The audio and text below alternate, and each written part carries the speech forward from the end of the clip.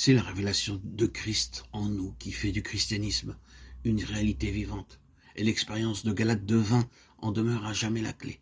Je suis crucifié avec Christ, ce n'est plus moi qui vis, c'est Christ qui vit en moi. Et cela signifie la réalité du gouvernement des cieux par sa vie.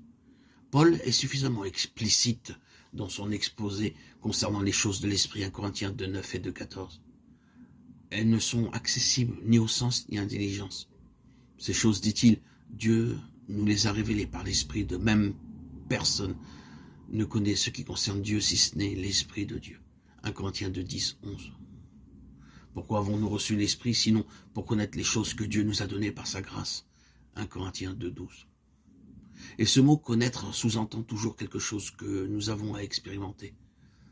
C'est le Saint-Esprit qui enseigne les réalités spirituelles, l'intelligence naturelle devant être éclairée par l'esprit de sagesse et de révélation, Éphésiens 1:17-18, par le canal de l'esprit, afin qu'elle comprenne ce qui a été révélé, Éphésiens 3:17-18. Parce que l'homme, par lui-même, doté de ses capacités naturelles, ne saurait saisir les choses de l'esprit, car c'est spirituellement qu'on en juge, 1 Corinthiens 2:14. Les sages et les intelligents pensent que les facultés naturelles sont capables et suffisantes. Cependant, les choses spirituelles leur demeurent cachées. Matthieu 11:25-26. Pour ces croyants, la vie de dépendance avec ses attentes devant le trône leur est étrangère. Non seulement ils ne peuvent connaître les choses de l'Esprit de Dieu, mais ils ne connaissent pas Dieu, bien qu'il soit en eux par l'Esprit. Ne pas connaître celui qui demeure en nous signifie l'échec d'une grande intention et l'explication de l'histoire passée et présente dans le peuple racheté. La foi vient de ce que l'on entend, et ce que l'on entend vient de la parole de Christ, Romains 17.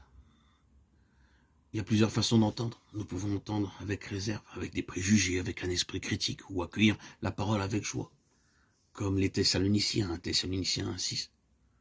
Recevoir la parole avec foi, en croyant ce que nous avons entendu, même si nous n'en comprenons pas de suite la signification, produira en nous le témoignage de la vie qui attestera que cette parole est celle de Dieu et que c'est pourquoi elle accomplit quelque chose en nous. La foi est la base absolue pour que le Saint-Esprit réalise ce que nous avons cru. Concernant Abraham, il est dit, il crut et devint. Romains 4:18.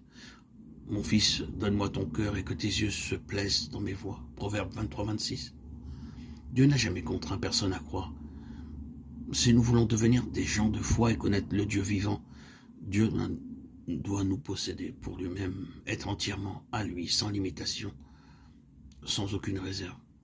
Ainsi, la foi est une question de cœur. Et dès notre nouvelle naissance, alors que nous ne sommes en nous-mêmes qu'un chaos, Dieu doit trouver au centre de notre être un cœur entier et sans partage. Dieu rendra alors de très réelle et très pratique la parole reçue, et en révélera la signification.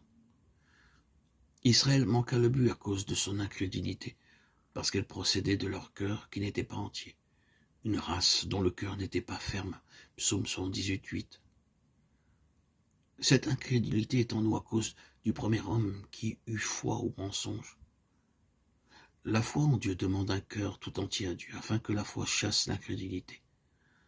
Beaucoup de croyants manquent de paix sereine en raison de leur cœur partagé. Satan conserve en eux un terrain pour contester les droits et les voies de Dieu. Nous pourrions étendre la nécessité d'un cœur entier à tous les aspects de notre vie avec Dieu. Dieu est un Dieu de vérité, et le moindre doute à l'égard de ce qu'il nous dit entrave notre relation. Dieu désire qu'on le croie et doit être cru. Tout le cours de notre vie spirituelle et son développement dépendront de ces seules questions. Notre cœur est-il entier et sans partage pour notre Seigneur?